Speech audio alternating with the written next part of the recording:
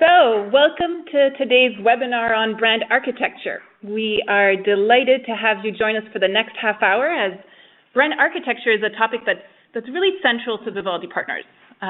Many of the brand frameworks that are still widely in use today were introduced by our CEO, Dr. Eric Joachimsthaler, and his colleague, Dr. David Ocker, in the seminal book Brand Leadership in the late 1990s. And because of this, and also because our advisory board member, Dr. Kevin Lane Keller, is a highly recognized expert in brand architecture questions, we regularly receive queries regarding brand portfolio or architecture questions. And we actually decided to host this webinar because there's been a recent uptick in interest from organizations that are looking to understand how to best structure the brands that they own.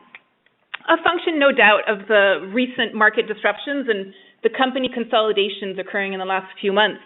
These companies are, dealing with branding headaches of merging brand portfolios, or kind of the political complexities of legacy corporate brands vying to be kept as the masthead of the newly formed entity. So our point of view today is going to be shaped by our experience working with clients over the past 15 years. And it's going to be informed by our work helping those companies think through the strategic underpinnings and the design implications and the organizational change that sometimes accompanies brand architecture projects. For those of you less familiar with the Vivaldi Partners Group, we operate at the crossroads of three capabilities: strategy with our Vivaldi Partners consulting practice, Fifth Season, our creative implementation arm, and change management through our e-Edge executive education capability. And so you'll hear today from three of our prominent practitioners at Vivaldi Partners, Anne, Tammy, and Melody, who will be sharing some of the learnings that we've accumulated over the years. We've created this webinar to serve as a practical introduction to brand architecture. So if you have any questions throughout the session, please use the chat function to share them, and we'll make sure to address these after the webinar. Welcome, everybody. Thank you for being here with us today. What we thought would be interesting is to share with you today 5 myths that we've identified through our work in brand architecture. And I'm sure a lot of you can recognize some of those. We'd love to hear your perspective on what rings true and what doesn't in your organization. The first myth we wanted to debunk is that brand architecture doesn't mean to be the big bad wolf. In some organizations with whom we work, brand architecture has become a scary word because it often is equated with reorganization. As a matter of fact, less than half of the projects looking at brand architecture that we see actually involve a restructuring. Most of them do not. We'll talk a little bit later about the difference between brand architecture and portfolio strategy, but let me just say up front that the reasons why companies start looking at brand architecture can be very different, and not all of them involve a proliferation of brand or mergers. A lot of those actually require a rearticulation of their strategy because they're going after new markets, such in the recent example of Mondelez, growing new product line, or reorganizing for a future growth strategy, and sometimes just a change in market dynamics, which led to the fact that sub-brands become perhaps more prominent than the master brand, or the other way around. So there is a number of symptoms that can indicate to you that this is a problem worth looking at. These can range from brands being cluttered, and so a necessity to clean up your house to be prepared for growth of future market challenges, not getting enough leverage from specific brands that are viewed as star brands, or specifically not being aligned with business strategy. And this is what leads us to the second myth, which is looking at brand strategy as a strategic exercise rather than pure design. So myth number 2, brand architecture is merely a design exercise. As Anne had mentioned, the most important part of brand architecture is actually really to define your strategic intent. In the case of PepsiCo's Gatorade, PepsiCo had a challenge in trying to really grow the Gatorade business. They were really targeting to grow a $7 billion company to $20 billion. And this is because their share had fallen from 80% to 74%. And so they decided to stretch the Gatorade brand with 2 new products by introducing the Prime, which is they labeled as Series number 1, and the Recover, which is labeled as Series number 3. And by doing this, they introduced a design solution that, showed a really cool design. They changed the Gatorade logo to just a very large letter G, and they also introduced this series of 1, 2, and 3.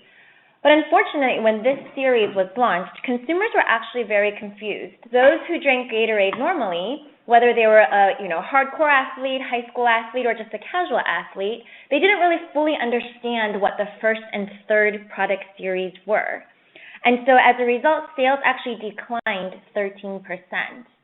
And PepsiCo, in reaction to that, tried to fix this by launching an advertising campaign to explain what this series was to their consumers. So as you can see in this example, there was really a need for strategy. And the way we would like to define strategy in the brand architecture case is for actually to define the portfolio strategy first. And we believe that although they're related, the portfolio strategy and the brand architecture, they can still remain distinct. Because portfolio strategy is really an articulation of how the company should define its portfolio of products. This is mainly to look at consumer insights and also to drive profitability so that you can align it with your business strategy. So within the portfolio, you really want to specify, the optimal number of brands within the portfolio, what is the scope of each brand, and most importantly, what is the role for every brand in this portfolio. Once you define your strategic intent, then you go about doing your brand architecture exercise. So brand architecture is how we define it, is just a depiction of all these different relationships that any brand would have within this portfolio. So when you're defining that relationship, you have to decide whether or not brands should be related to each other and how they should be related to each other. And this is a really important secondary exercise that you conduct after you define your portfolio strategy. And so, of course, there are a number of business benefits that provide from a clear brand architecture, and this is the exact reason why you would even want to conduct this exercise, as you can actually gain volume growth, greater profitability, and just an overall higher success rates for new offerings and better returns on financial investments. The third myth is that brand architecture involves bringing all of a portfolio's brands under one roof. The truth is, there's actually a number of different brand architecture strategies that one can employ. Here, you see a continuum of brand strategy options for any enterprise that has a portfolio of different product or service brands. And we call this the brand relationship spectrum. This brand relationship spectrum reflects the different degrees to which a master brand and its various product or service brands are separated in strategy execution and ultimately in consumers' minds. When designing your brand architecture, it's important to consider whether or not your master brand and your product brand should be linked together first of all, and then if so, to what extent or in what manner they should be linked. So well-conceived brand architecture can actually really enable an organization to reach attractive new target segments or new markets with very specifically tailored value propositions and marketing strategies. To combat the common myth that the brand architecture brings all brands under one roof, you can see on the far right here of this diagram what we call the house of brands strategy. Here, you see the maximum separation between a corporate master brand and its house of different product brands. Every product or service brand in the larger portfolio stands on its own. So you'll see in this particular example on the far right, Dr. Scholl's, it's a good example because to the consumer, there's really no indication whatsoever that Dr. Scholl's is in fact part of the consumer division of Merck. In contrast, on the far left, you'll see the complete opposite, which is what we call the branded house strategy. So-called because all the products and services offered by a company, no matter how diversified, are offered under one single master brand. And GE is a great example of this. Its numerous business and product lines, from lighting to energy, healthcare, and so on, all function under the single master GE brand. Now, where it gets interesting is the middle of this spectrum, where you see laid out a number of different options, where the master brand and the product or service brands vary in prominence depending on the desired function and roles they're supposed to serve. So let's just take the case of Marriott there in the middle. The Marriott organization has a large number of different hotel and lodging brands and offerings. Each of them is represented by a different hotel brand, from JW Marriott, its luxury hotel brand, to Courtyard, Fairfield Inn, Residence Inn, and so on. Each of these hotel brands has a different value proposition, a different target guest profile and price point. And what Marriott does is manage customer expectations through a very clever use of the master brand Marriott, choosing to display the name Marriott either more or less prominently in each different case, depending on the role it needs to play in the marketplace and to customers. So, when designing your brand architecture with a portfolio of a number of different business units, products, or services, you really have a number of options on how and where you want to place your emphasis to end customers in the marketplace. So in this particular chart, you'll see 4 different diversified enterprises: IBM, Johnson & Johnson, Intel, and Microsoft. If you look vertically down each column, what you'll see is that each of these enterprises has chosen to place its emphasis differently on the brand hierarchy tree. IBM's suite of business units and product lines are unified by the use of the corporate master brand IBM, while with Johnson & Johnson, its McNeil Consumer Healthcare business unit has been designated as a separate standalone brand. In the case of Intel, Intel has created a number of different group solution sub-brands, where Intel Xeon, as you see here, is one of the examples. And then finally, of course, there's the case of Microsoft, where emphasis is placed on the product brand, whether it's Surface, in this case here, or Office, or Windows, or Xbox, and so on. So this takes us to the next myth, that because brand architecture decisions end up affecting all business units and product lines, the common misperception tends to be that brand architecture decisions need to involve everyone in the organization. The fact is that brand architecture decisions need to be driven centrally by a cross-functionally represented group assigned with this responsibility. There can be contributions, of course, from different parts of the organization, but the important point is that whoever's involved, brand architecture, the development process has to be actually very fact-based and data-driven. The process that we use here at Vivaldi, as you can see here, is a structured and analytical one. This particular chart just is an example of the different kinds of input and decision criteria that are involved in brand architecture, design, and development in the process. This is just really a simplified example. What you'll see is that in real life, it's really not that straightforward. And this brand decision tree from 3M just illustrates the complexities and the different kinds of decisions involved in this process. And finally, our last myth, that brand architecture is only useful for B2C companies. In fact, some of the best case studies for brand architecture are actually in B2B companies. And we've actually worked with both B2C and B2B clients to help them with this brand architecture exercise. So let's just take a look at some noteworthy examples in both B2B and B2C. The first example is of GE. So GE back in the day was a huge conglomerate, and it really wanted to expand across multiple segments and multiple industries. It needed to find a common glue in order to keep all of these segments and industries underneath the GE equity and the power of the GE brand promise. As a result, GE decided to utilize the power of their GE corporate brand and create GE Healthcare, GE Energy, and GE Transportation, and other GE entities to really utilize the power of the GE brand. And as a result, they've created 10 businesses across multiple countries to live under this corporate master brand. In the second case example, Intel is obviously a very famous ingredient branding example with Intel Inside. And it was their way of showing their expertise to the consumer market and as well as the business market.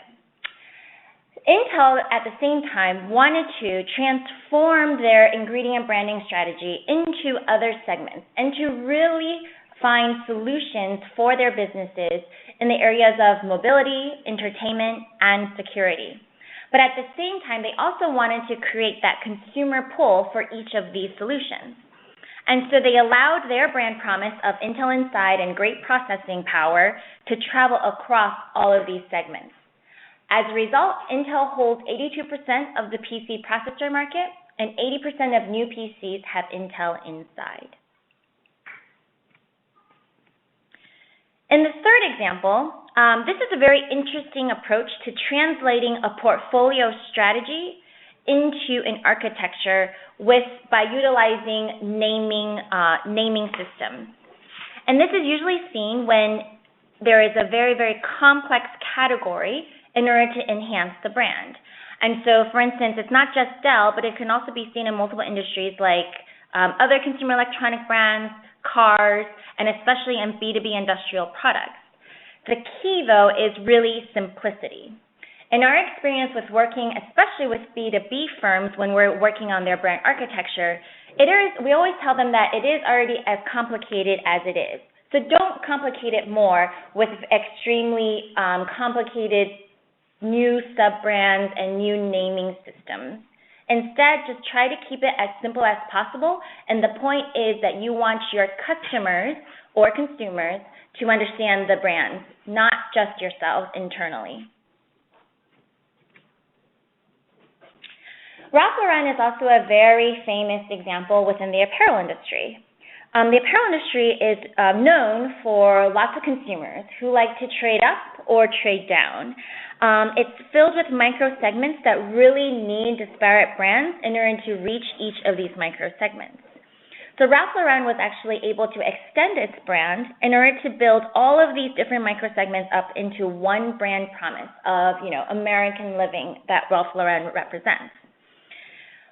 Underneath Ralph Lauren, all of these brands within their portfolio address a different consumer need. Some of these can be more of a premium, high-quality need, like Ralph Lauren Purple Label, and some of them address more of a value need, like Polo Sport and Chaps. And we know that as consumers are evolving today, especially with the onslaught of over-information and social media, it's really important to look at consumers beyond just the traditional consumer segments.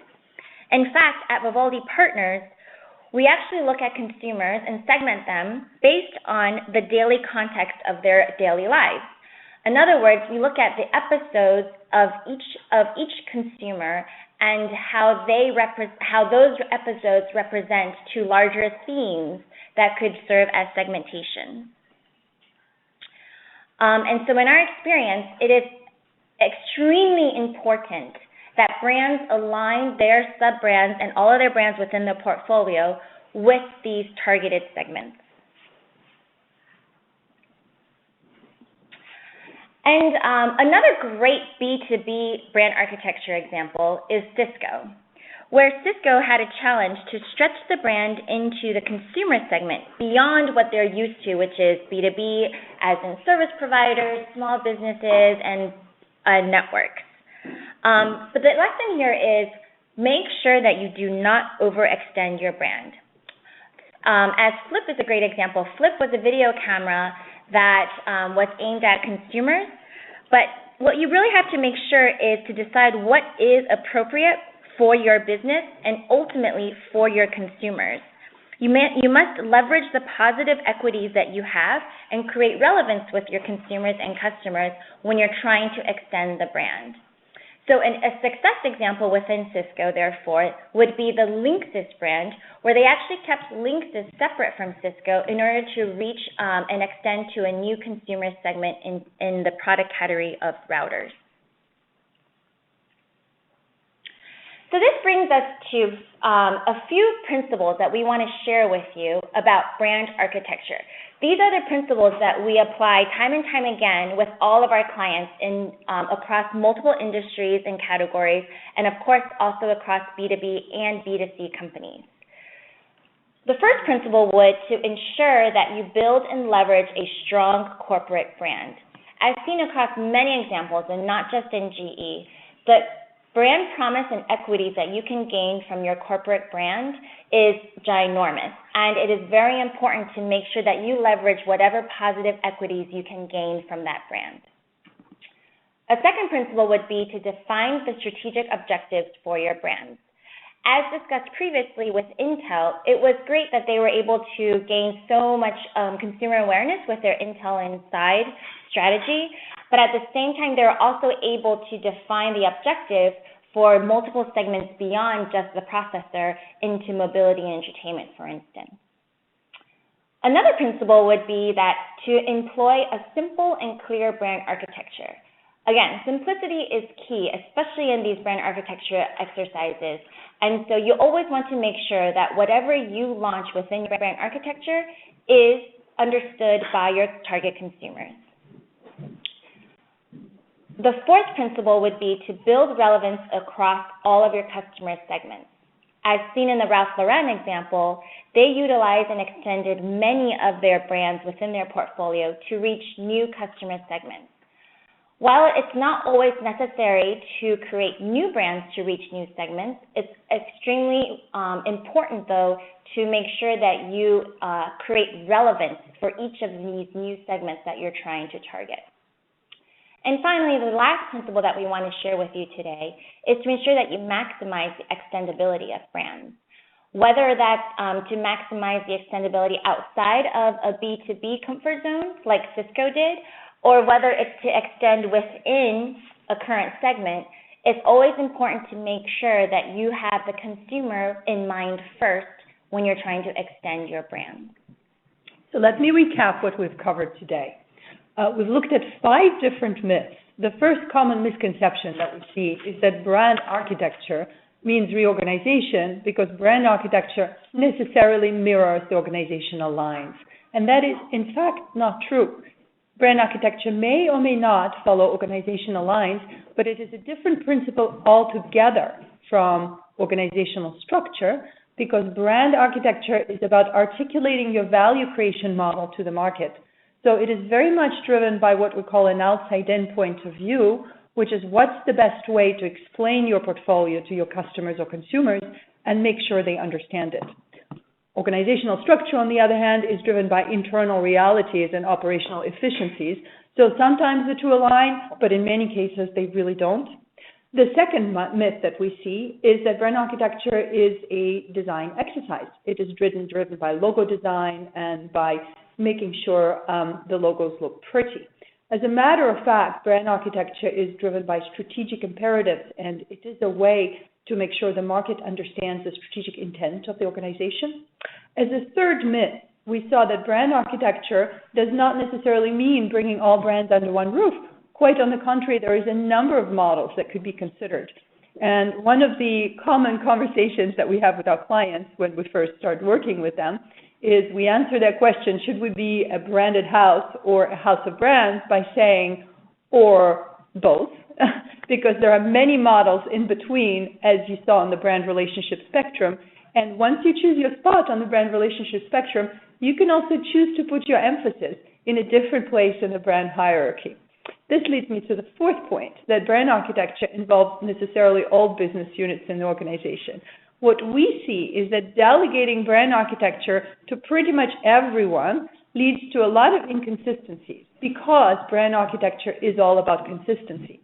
So it does make sense to involve all different stakeholders from different parts in the organization, but to come up with one consistent framework or principle that really is reflective of your strategy, as opposed to come up with 4 or 5 or 7 different brand architecture models that by definition will never fit together.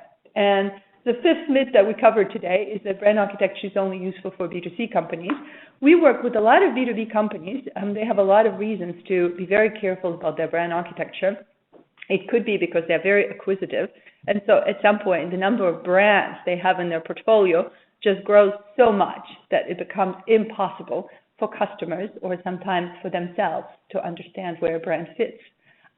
We're also living in a time of change, so strategic change often requires a change in organizing the brand architecture because you need to configure your portfolio to really be ready for growth.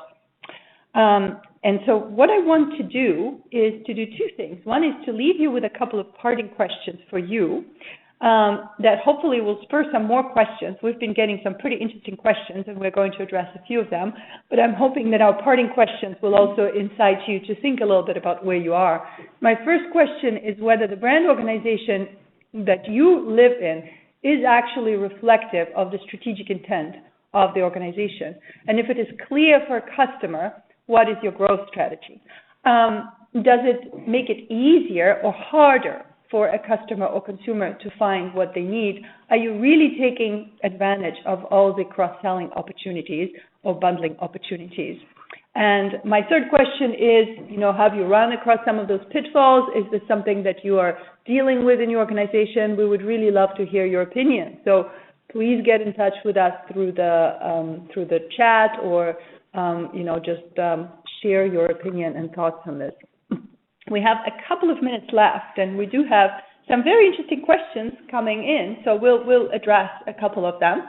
The first question that we got was about whether brand architecture can help you protect your brand assets. And that is, in fact, a critical role on the brand architecture in two respects. First of all, brand architecture can help you leverage your star brands as far as possible, so that the investment that you put in creating your star brands really pays off in your new offerings and protects you from smaller, more niche competitors that may be present in the different markets that you go into. And on the flip side, second, it can really help you manage problems that can occur in your market. So we talk about it as putting problems in a box and distancing yourself from them. So brand architecture can really help you kind of get away from some of the areas that can be problematic. One example of this could be Altria, that by creating its brand architecture centered around a new brand, got away from the perception that it's all about Philip Morris and smoking and so on and so forth. More recent examples could include, Flip that we just covered, that was a brand that was quite independent of Cisco, and as a result did not necessarily damage the Cisco name. A second question that we have a little bit of time to address had to do with Marriott, an example that was used in our third myth. The question had to do with the confusion that might occur given the various levels of endorsements, the number of brands within the Marriott portfolio, and our kind contributor asked how a consumer can know what to expect when faced with a Marriott endorsement. I think this is a great question to reflect on the importance of thinking about the consumer or the customer and the context in which they're making decisions to use or purchase your product or service. The consumer, the customer, is really only seeing one of these brands and sub-brands at a time. And so when they're making the choice of purchasing or selecting, for example, a hotel stay in one of the Marriott branded hotels, they're really looking at it from a holistic perspective, looking at the brand, looking at the price point, looking at the service levels, looking at the experience as a cohesive ensemble. The decision then is based on the brand that they know, the associations they have with the sub-brand, and the promise that the endorsement represents for Marriott, the promise that they're going to have a minimum service level during their stay. So I'm sorry we don't have time to address more questions. We'll be kind of following up with all of the questions that we did receive. We will be posting this document on our website, so you can find the document there. And should you have any additional questions, feel free to follow up at our email, info@vivaldipartners.com. Thank you so much for joining us today for our webinar on brand architecture. We hope you join us for later webinars during the rest of the year.